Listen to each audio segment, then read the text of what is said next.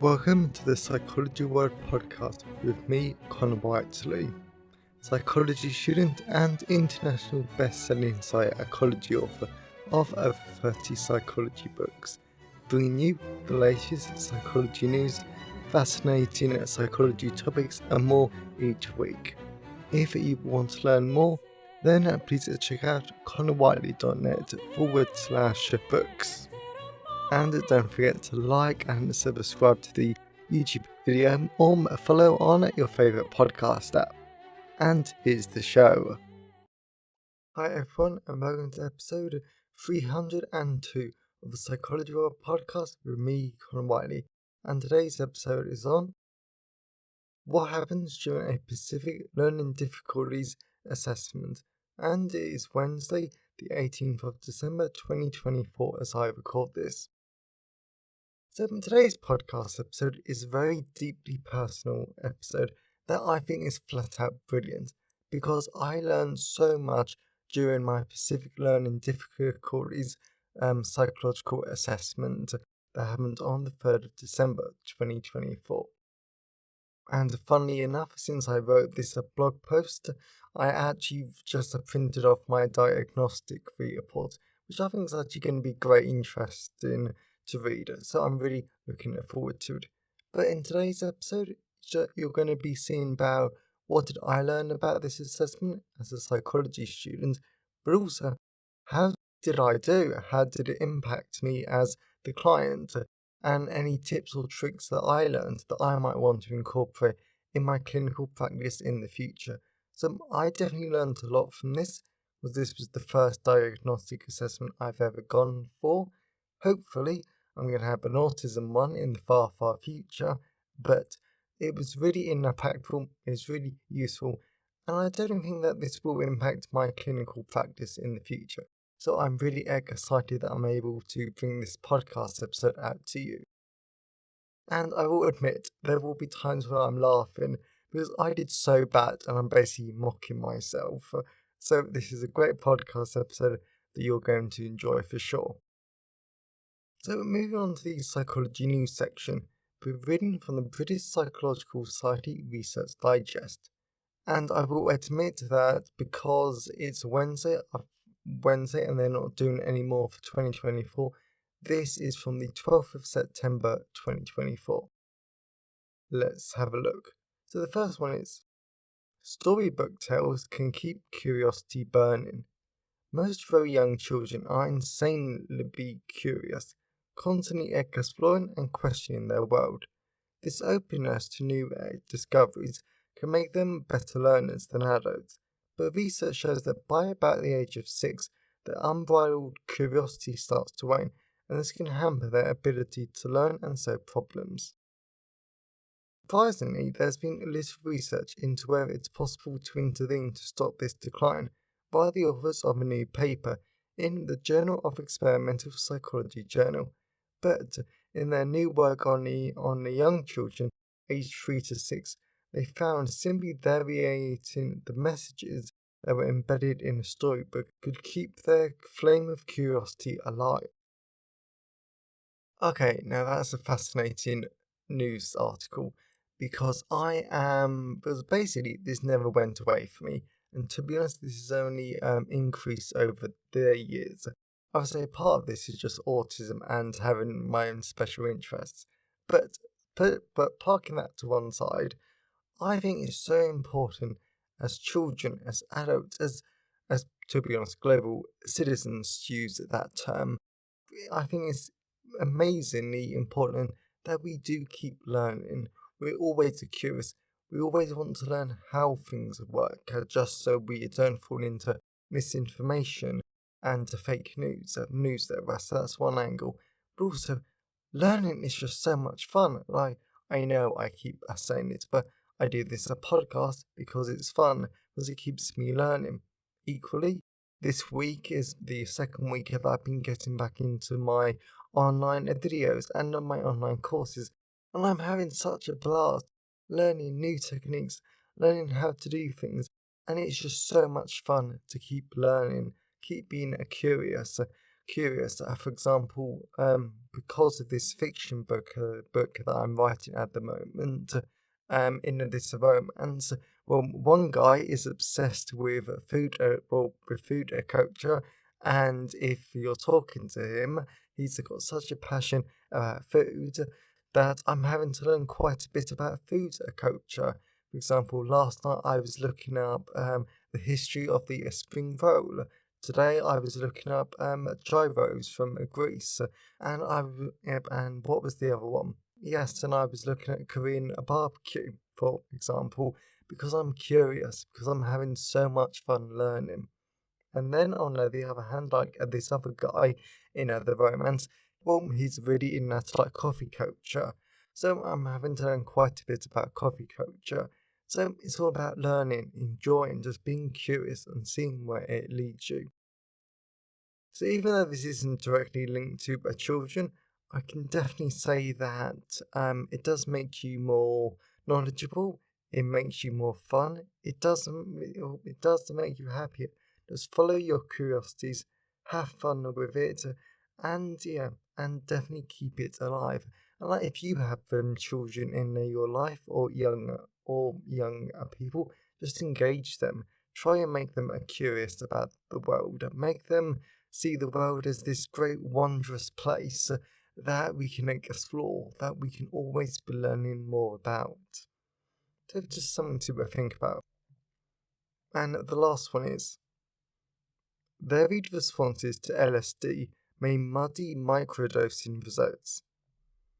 Some people who regularly take tiny doses of psychedelic drugs report improvements of memory, alertness, and mood.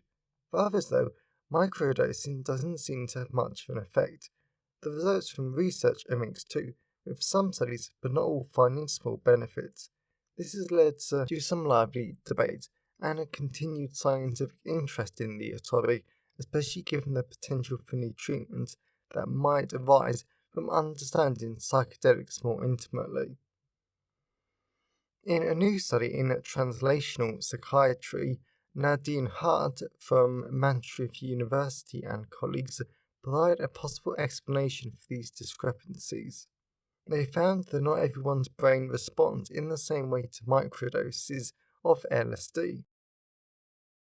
So I definitely think this is always quite a interesting area, but it's one we've got to approach with a caution, simply because, and I admit I should look into this more, because I know there are lots of debates about it, I know there's a lot of mixed results, but personally it's a drug, and even though I drink coffee, and even though I know the drug classification system here in the UK and to be honest, most places around the world is not based on science whatsoever.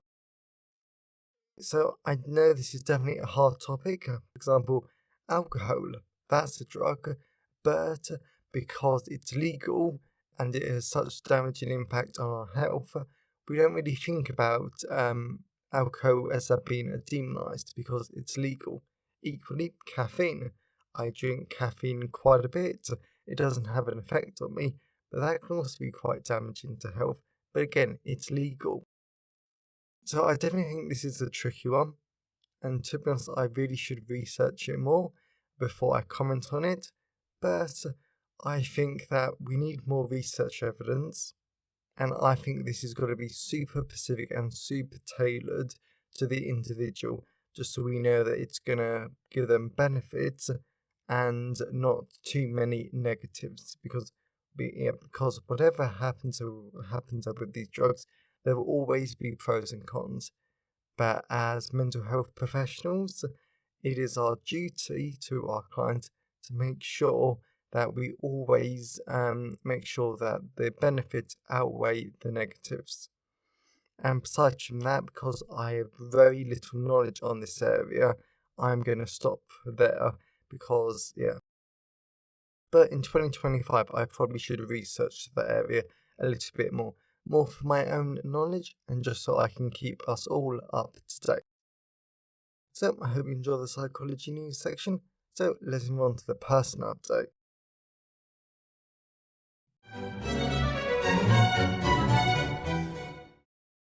So moving on to the personal update. So something that I actually forgot to mention on Monday's personal update was that on Thursday we did a roundtable discussion at our house. Because one of my housemates had to do some sociology research on how autism impacts our lived experiences. And I have to admit, so I had my mic out to record for them because they need to transcribe the interviews. I have to admit, it was so lovely. It was such a good discussion. It was so natural. There were so many great insights that at the end of that discussion and the end of that interview, I said to them, "Can I make this into a podcast episode, please?" Unfortunately, they said no. No, because they were too nervous, they were too anxious, and everything. But it would have been such an episode. So I think in the future, I might try and get some friends together to do a similar roundtable discussion because it was just so nice to actually hear such a natural conversation and from a group of autistic people about their lives. And that's what I actually want to look at in the future because I have my lived experiences, but other people are different. So I think at some point I would like to get back into interviewing, but personally I find interviews very stressful. I think my stutter comes out quite a bit, even though that's been okay for ages actually. And to be interviews, they do take a lot of time. It's why I've only ever done one on the podcast. So it's just something to think about for the future. But in other news, the past few days have been manic, simply because I've been getting the house ready to actually go back to my parents. So Monday, I was doing some outreach work at a local college. Then I was basically running around like a headless chicken, cleaning the house, getting all ready. Then I was packing up my stuff, and then I was doing some reading support on Tuesday morning. Then I went back to my parents for a Christmas, and it has been lovely. It's been really nice to see them again, to talk to them, catch up, get back into my little routines, and it's just been really, really nice though. Nice though. And then tonight I'm back in Canterbury because after this, even though I'm going to be slightly late to this event now, I'm going for a Christmas do with a social group that I go to. But I'm going to be seriously late because I've got to record another 2 podcast episodes after this, and I've actually got to do the content part of this episode. But I would absolutely love to hear what your Christmas plans are. So always feel free to reapply. Speaking of which, as always, I always love to hear your thoughts and feelings on today's episode. Then you can always leave a comment at the show notes at connorwhiteley.net/podcast. Email me at connorwhiteley@connorwhiteley.net or tweet me on Twitter at sci-fi-wiley or leave a comment on the Facebook post or LinkedIn post. I always love to hear from all of you because it really helps make the podcast feel more like a conversation. And also, feel free to send me your pictures of where you're listening from. I absolutely love to see listeners from all over the world. And today's episode has been sponsored by Developmental Psychology, a guide to developmental and child psychology. So the reason why this is a great sponsor for today's episode is because a specific learning difficulties assessment typically looks at neurodevelopmental conditions or conditions that the child has had from their very young childhood. So developmental psychology is a great sponsor because it shows you how children typically will develop through their brain development, their social development, development through play, and their cognitive development. But then we also will talk language development, autism, theory of the mind, and lots of other great facets of how our children develop and how it impacts their behaviour. Then we also talk about Piaget's work, which is always interesting to learn about. And we also talk about one of my favourite topics of all time, which does pop up from time to time as much as it surprises me. We also look about egocentralism. So basically, when is the point where children instead of focusing on themselves and thinking that everyone can see things from their perspective, and when are they able to take the perspective of others? So it's a fascinating book. I flat out love it, and this book really has convinced me that I actually don't dislike the developmental psychology. I actually find it really interesting and really exciting. So that is Developmental Psychology, a guide to developmental and child psychology, available from all major ebook retailers, and you can order the paperback and the hardback version from Amazon, your local bookstore, or local library if you've requested. And if you want the audiobook narrated by artificial intelligence, then now you can, at selected audiobook retailers like Spotify, Google Play, Barnes & Noble, and Kobo, and selected library systems like Bacon Taylor, Overdrive, and Biblioteca. So, whilst buying books helps to support the creation and the editing of the podcast, my time is sponsored by my wonderful patrons. And as always, a massive thank you to my patrons, because your support shows that you like the show and you want it to continue. So, if you want to become a patron of the show and get access to tons of great rewards, now you can at patreon.com/the Psychology World Podcast. Or if you want to support the podcast on a one-off basis, now you can at buymeacoffee.com/Connor Wiley. So that's enough of personality. Let's move on to the content part of today's episode.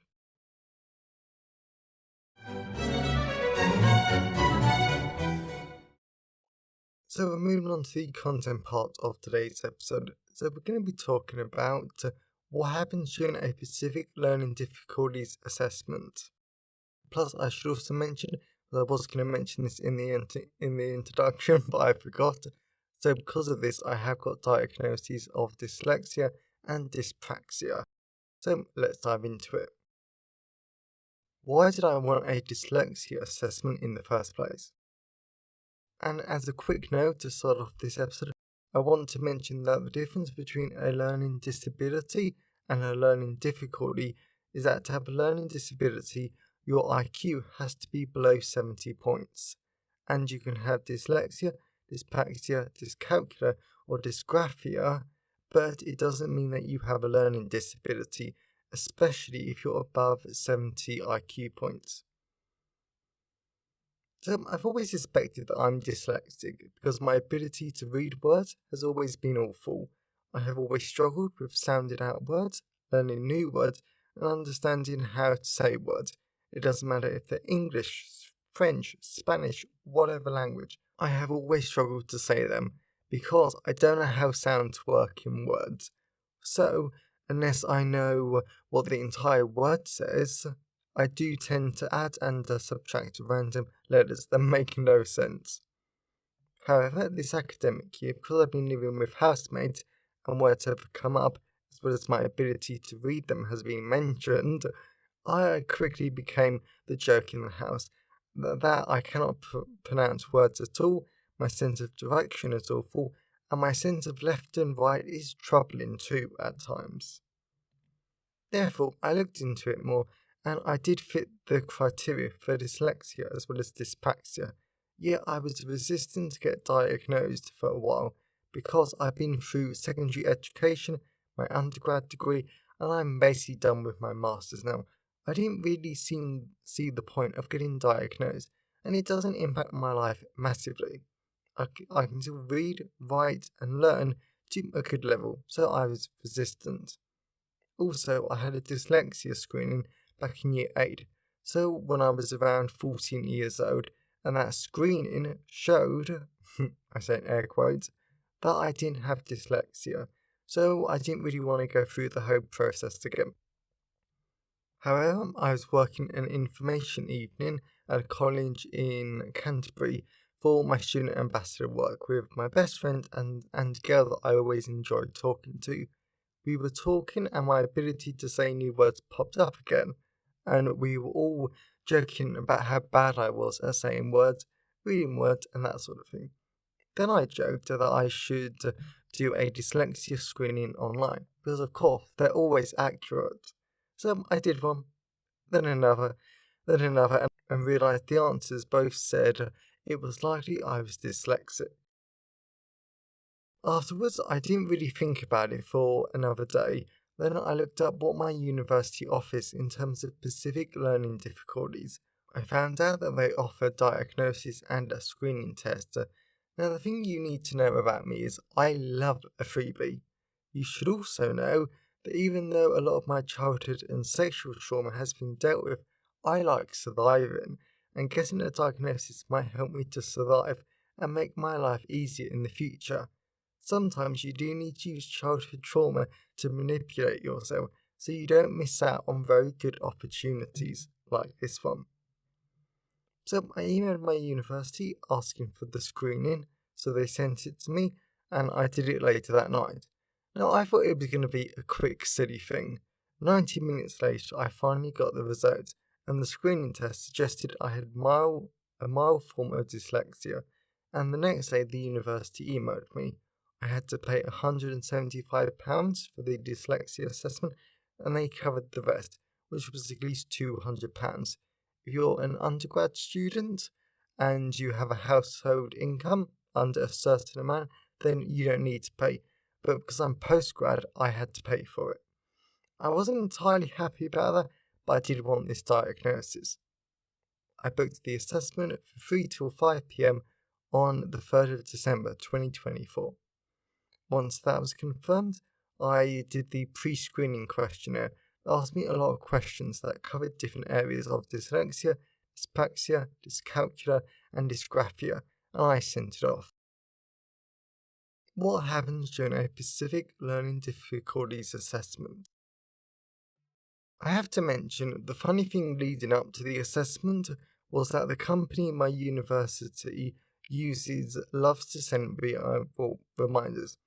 Every day at 3 p.m. for the 3 days leading up to my assessment, I got a daily text message reminding me about my assessment. Then, on the day itself, I got a text message an hour before the assessment, and 15 minutes before, I get a text reminding me to get set up. For an online specific learning difficulties assessment, in my experience, you need a laptop or computer. You cannot use your phone. Lined paper and a pen, a quiet space. If you don't have any of these requirements, then the assessment will be cancelled and you or your university will be charged a fee. My university would have had to pay £75 as a consequence of me not meeting these requirements. At 3 p.m, the woman who was doing my assessment popped into the Zoom call, and at first I had to admit I wasn't sure how friendly she was going to be. She didn't really do any small talk and really ask how I was or how my day had been. I might have preferred something to make her seem a bit less intimidating, because ultimately as the client, I know she has the power to give me or deny me a diagnosis. I was relatively tense for the first 30 minutes of the assessment, and I didn't really offer up or think about any additional supporting information until after that point. Therefore, as an aspiring clinical psychologist, ideally I would like to spend 5 minutes just talking to the client first. This would allow me to build a little bit of rapport. They could see me as a relatable person, and it could decrease some of the power differential between me and the client. Of course, I know she might not have done this because of time, and she is probably under pressure to get through assessments as quickly as possible so she can do more, write up their report, and keep her bosses happy. That is all just a guess, but it's how mental health services work, even private ones to some extent. Anyway, she introduced the assessment that she was going to be assessing me for dyslexia, dyspraxia, dyscalculia, and / dysgraphia, and ADHD was also mentioned. That we're going to do some psychometric tests, talk a little bit about my history, and she explained how breaks worked, because it is a lot to ask someone to sit in front of a computer for 2 hours. Even though the funny thing was, was that she specifically highlighted the fact that these assessments tend to go on for 2 hours, but they can go over if needed. Now that's funny for later on. Next, we started the assessment itself.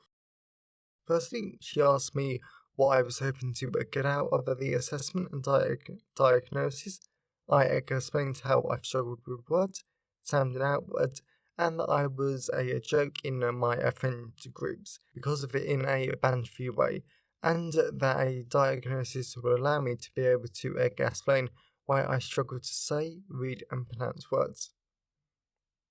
Secondly, we studied a range of different tests on the laptop.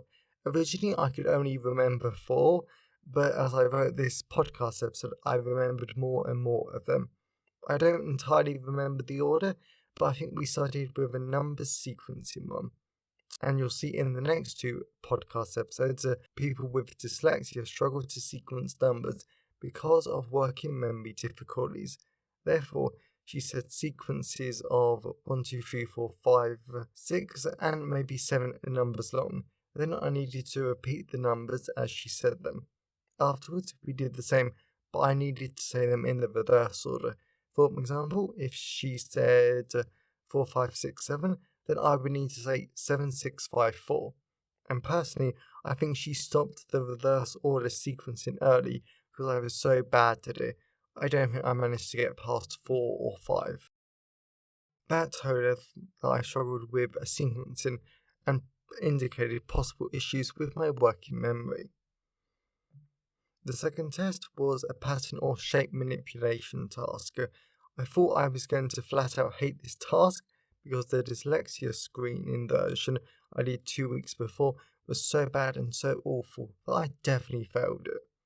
Yet, the version used in the assessment was relatively easy. That I say in air quotes. It was timed, so I wouldn't have been surprised if I spent slightly too long compared to people without a specific learning difficulty trying to figure out how the shapes fit together.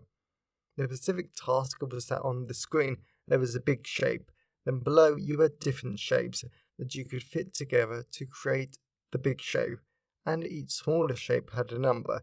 You needed to say the number of the shapes aloud as your answer. I only made 1 or 2 mistakes there, but I'm not sure what that told her. The first task was horrific, and this must have screamed dyslexia at the woman. The first set of words were real words that I needed to read out. There must have been between 20 and 30 words that increased in difficulty, so I read them out and managed all of them in the end.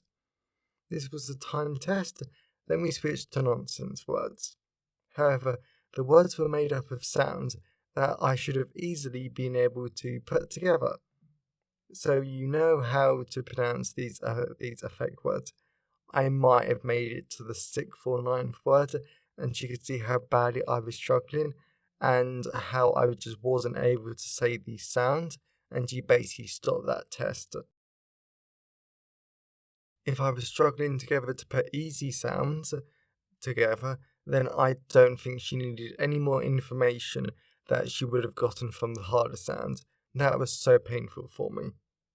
In addition, there was a letter-based task where I needed to say letters that were on the screen because dyslexia can cause people to mix up certain letters. I later told her that I have an issue with letters, that I cannot say letters without tracing them in the air or writing them. That I think only confirmed her suspicion about me being dyslexic.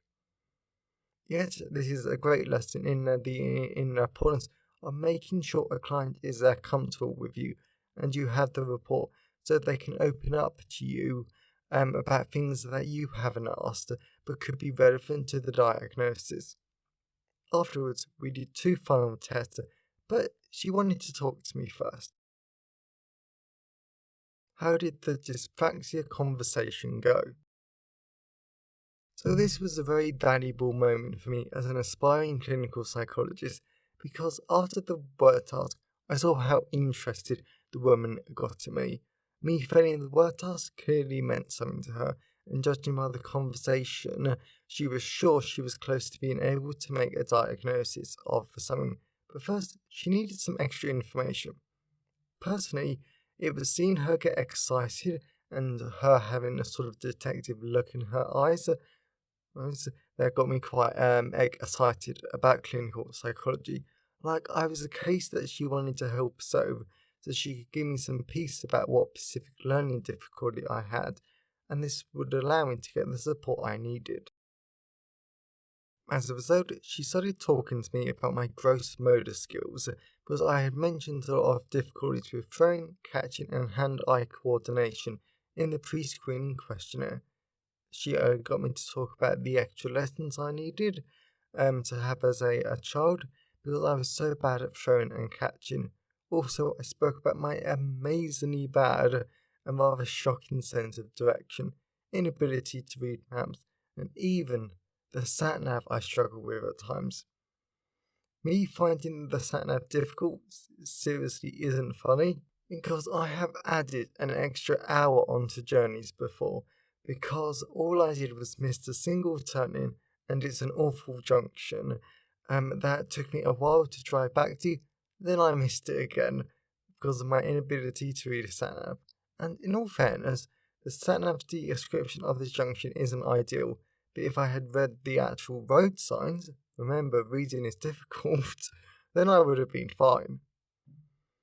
Although I have to admit that one thing I did disagree with her on, but I didn't openly challenge her, was I wanted a dyspraxia diagnosis, and even though this piece of information wouldn't have changed anything with all the other overwhelming evidence, she did imply that dyspraxia impacted my driving ability, and that's why I failed 4 times. In all fairness, because I've now written a podcast episode on dyspraxia, I don't disagree with her assumption, but at the time of the assessment I did. After I revealed all the information to her, she nodded her head as if everything had just clicked into place, and then she said to me, "You do meet the criteria for a dyspraxia diagnosis if you think that would be useful to you." Now, I was never going to argue against a dyspraxia diagnosis, because that's the condition that I think fits me best anyway, so I was very happy to receive that diagnosis. Next, she wanted to talk about dyslexia, because she wasn't entirely sure that I only had dyspraxia, or if I had dyslexia as well, since dyspraxia explained a good chunk of my history and symptoms, but not all of them. Leading us to the final task that was always going to happen anyway. Spelling, reading comprehension, writing test in a specific learning difficulties assessment. So the first of 3 final tests that we did was spelling. I knew I was going to fail this badly, but what happened was on my lines paper, I wrote down how I thought words were spelt. She would read out a word and I would write it. The following are the words she asked me to write. And for our audio listeners, if you go to the blog post, I've written out the correct spelling first, then I explained how I wrote it in the next. And I mean, like, some of them are just bad, like, very dyslexic. But it's actually quite funny. Oh wow, yeah, some of these are really bad. Okay then. Anyway, so the words were beautiful, chaos, calves, whining, inoculate, aerobic, key, not as in door key as in QU, circumference, installation, phoenix, salmonella, and rhythm. Now, just as a little me poking fun at myself, so instead of writing salmonella, I wrote Sam Ella. So missed out most of the word there. Furthermore, as a result of dyslexia making it difficult for people to remember information and understand what a text says, you need to do a reading comprehension test. For example, one of my lecturers, he needs to read and reread an essay at least 5 times to remember what's going on, and often by the time he has reached the end of an essay, he has well and truly forgotten what happened at the beginning. For my specific learning difficulties assessment, I had to read 3 different extracts that were getting more and more complicated as we went on. This was a timed silent reading activity, so I needed to tell the woman when I started reading and when I'd finished the reading. Also, instead of doing a normal trick that I do if I don't know a word, which is I simply look at it, didn't read it, and skip it, I did honestly try to read it so I could show a more realistic reading time to the woman. Next, she asked me questions about the extract after she flicked to another screen. Personally, because I have a good working memory and reading comprehension, the questions weren't harder for me, but they might have been for other people with dyslexia, as well as I did struggle with questions about place names and answers that in those words I didn't know how to say. Again, I suppose this was further support for me lacking an ability to say words, but evidence showing now that I can read okay. Even though you could argue that this lack of evidence against, that is definitely in air quotes, dyslexia, actually I think it's better to argue that it helps you make more correct recommendations for the support that I get in the future. The final test we did was a writing task because I had 10 minutes to write as much as I could on my lined paper about a particular topic. I did the advantages and disadvantages of mental health labels, and I had 1 minute to prepare my answer.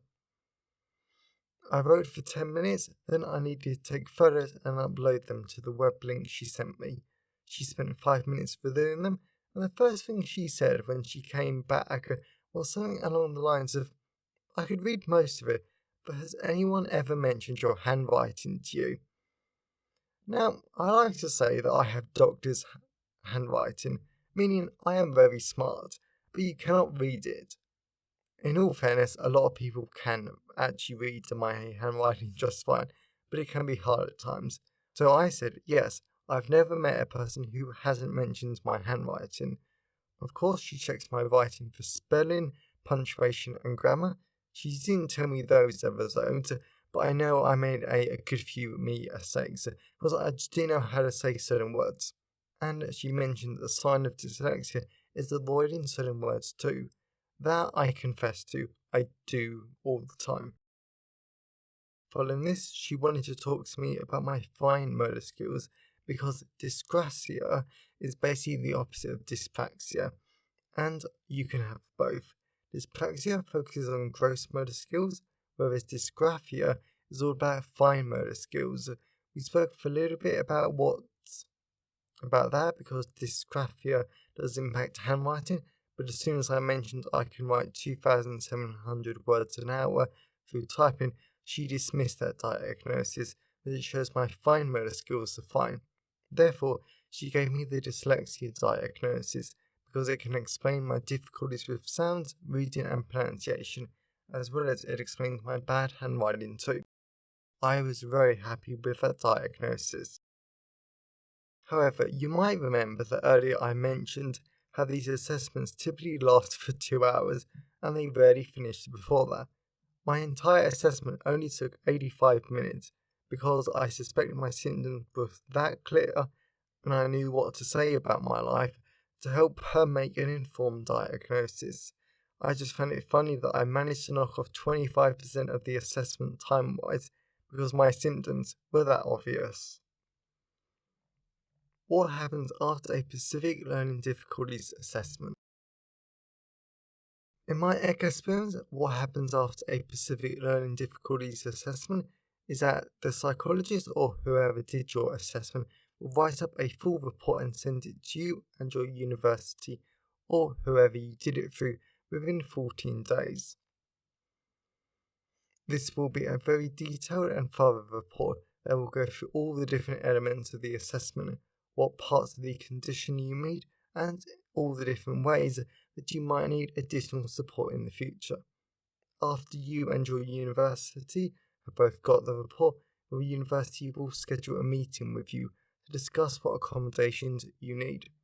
For example, when I get the report in the next 2 days, I'll be assigned a meet with a learning disability advisor. Yes, I hate that name.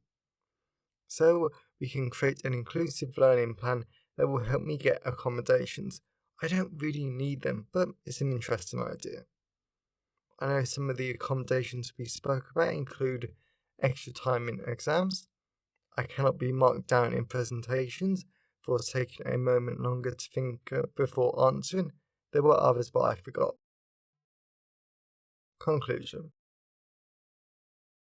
Whilst the diagnosis I really want is an autism diagnosis, because that will help me tons, I am really happy to receive my dyslexia and dyspraxia diagnoses. Since I've struggled so much with reading, pronunciation, and speaking in my life, I'm so happy that I'm finally able to say and show other people that there is a real reason why I struggle with these areas, and it isn't because I'm thick, like some people have suggested. On the other hand, as an aspiring clinical psychologist, I have learned three main things from this assessment.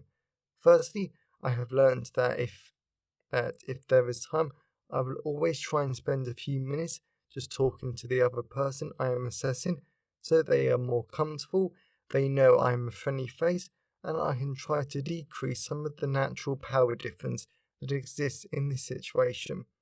I think that would have been nicer, and me and my assessor would have revealed more to each other a lot sooner if we'd simply taken a few moments to talk beforehand.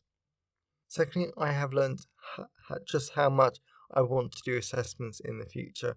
I know I would because it's part of a clinical work, yet seeing that detective look and sheer sense of curiosity in my assessor's eyes had made me excited for the future. I want to meet clients, be curious, and I want to be a detective as I try to find a diagnosis that matches and explains as many of their symptoms as possible. Of course, in the ideal world, I wouldn't need to rely on the DSM 5, and I know after the assessment process, barely any modern clinical psychologist actually use the diagnosis label, because then it becomes all about the client and formulation, thankfully. I am so excited, though, to effectively be a detective to help clients.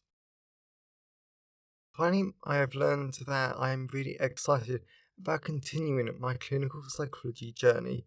Sometimes there are moments that I consider whether I have the excitement and passion and interest to actually go all the way to become a clinical psychologist. Then I do something and something happens in my personal life, and I realize I truly am. I actually had to be a bit of a detective the other day on the phone with a friend as I tried to work out what therapy option would be best for another friend. And that was a fun conversation, but that's beyond the scope of the podcast episode.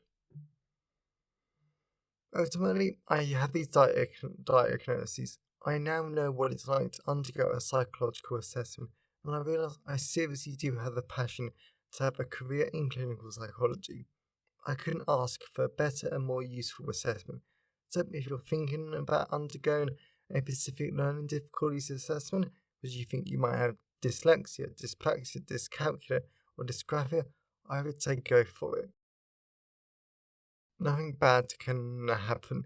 The worst outcome would be you don't meet any criteria, but given how you would have done a screening beforehand, the chance of that is unlikely. If you're an aspiring or qualified clinical psychologist, I would say enjoy psychological assessments.